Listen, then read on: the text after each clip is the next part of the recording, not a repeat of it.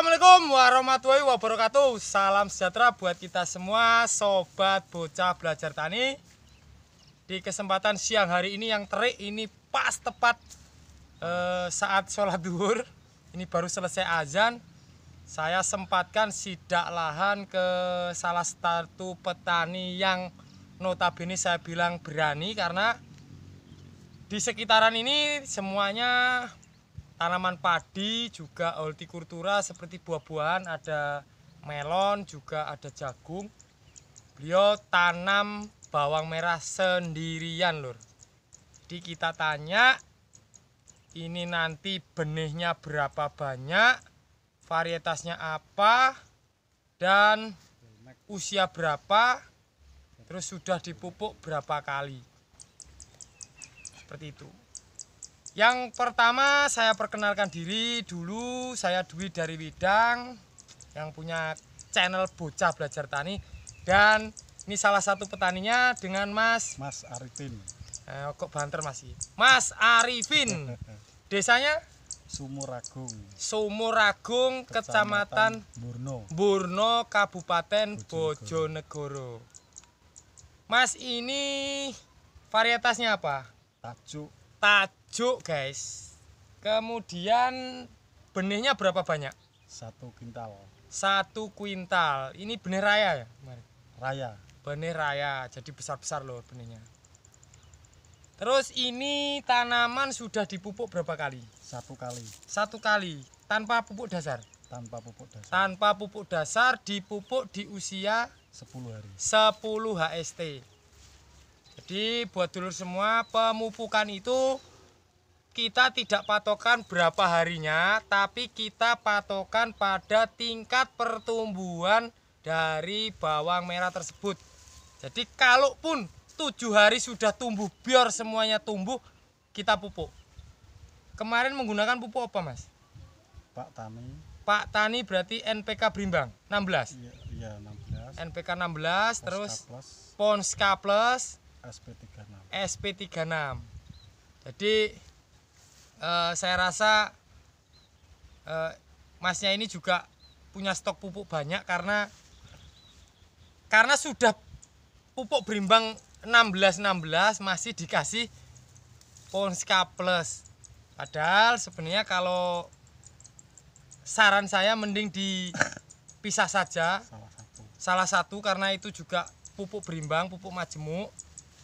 Difokuskan saja kalau masih di usia di bawah 20 HST. Kalau punya Ponska Plus, mending gunakan Ponska Plusnya saja, Mas. Karena lebih rendah, dia 15. Jadi tidak terlalu tinggi N. Karena ini masih cuaca sering hujan.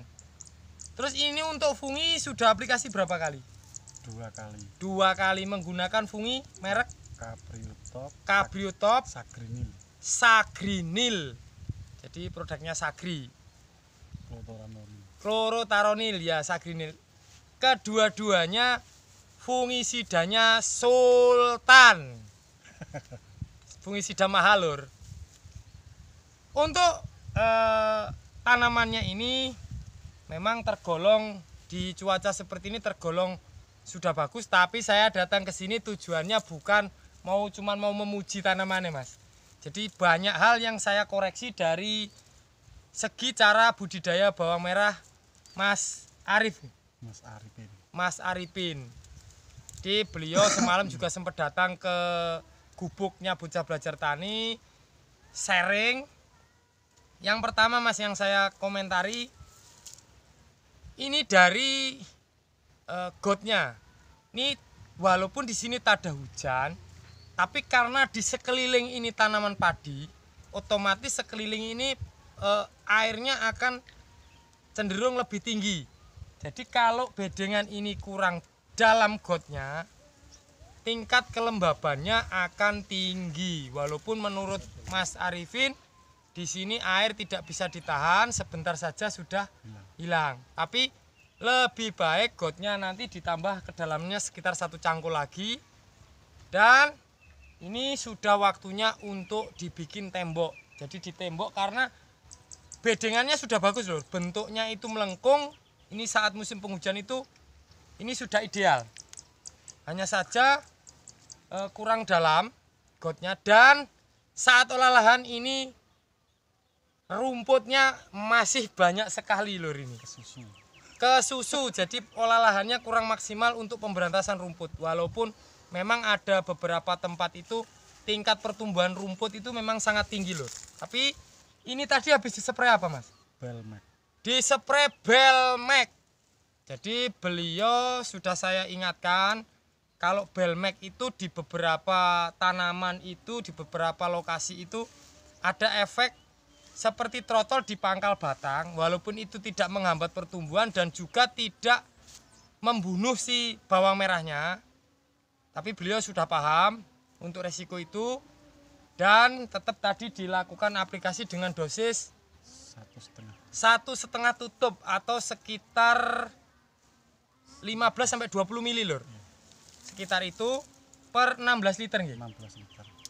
Jadi untuk tingkat kematiannya rumput itu memang kurang mati lur, tapi menghambat pertumbuhan rumput agar tidak mengalahkan daripada pertumbuhan bawang merahnya itu bisa. Itu kenapa dosisnya kita kurangi agar si rumputnya itu terhambat pertumbuhannya.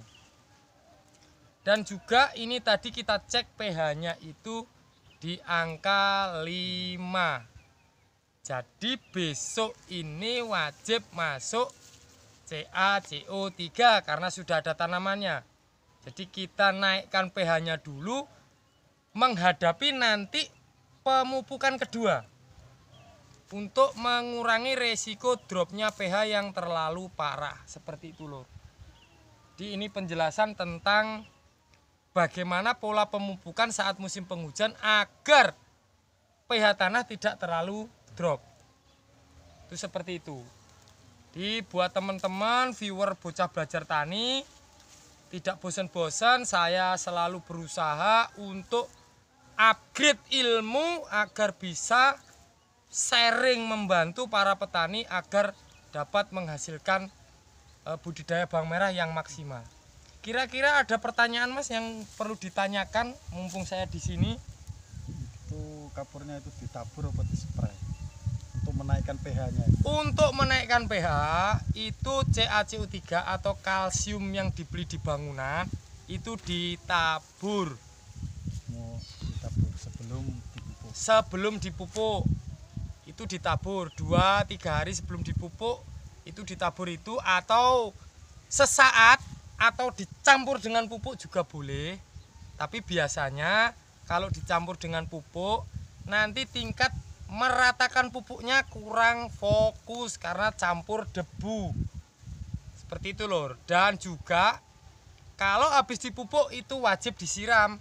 Jika kita campurkan dengan CaCO3, biasanya CaCO3-nya akan turun ke got. Jadi lebih baik CaCO3-nya kita tabur dulu saat tanah kering. Karena dia itu tanah pecah-pecah, kita tabur dia itu masuk ke sela-selanya. Nah itu setelah itu semoga saja ada hujan karena di sini tak ada hujan walaupun bisa disiram. Nanti setelah itu baru dilakukan pemupukan. Jadi sehari ini saya ditemani sang kameramen Bocah Belajar Tani yaitu Mas Ari Wijayanto. Dan buat para petani yang hari ini punya tanaman sudah di atas 50 HST, berbahagialah panjenengan semua karena harga lagi anget. Dan juga salam buat petani yang ada di Sumatera Barat yang sering juga koleng-koleng kontak-kontak dengan Bocah Belajar Tani yang hari ini punya tanaman di usia 58 HST dan punya keluhan umbinya mecah. Beliau saya sarankan untuk masih dipupuk lagi dengan KCL atau kalium, dikarenakan di sana rata-rata panen di atas 70 HST.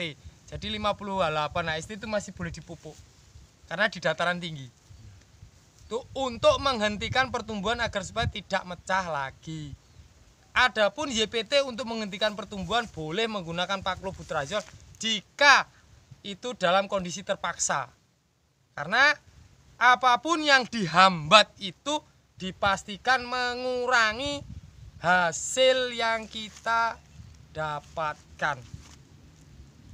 Beda kalau kita menghambatnya dengan menggunakan nutrisi atau pupuk, itu kita hambat pertumbuhannya tapi ada salah satu unsur yang kita naikkan. Beda dengan kita menggunakan YPT.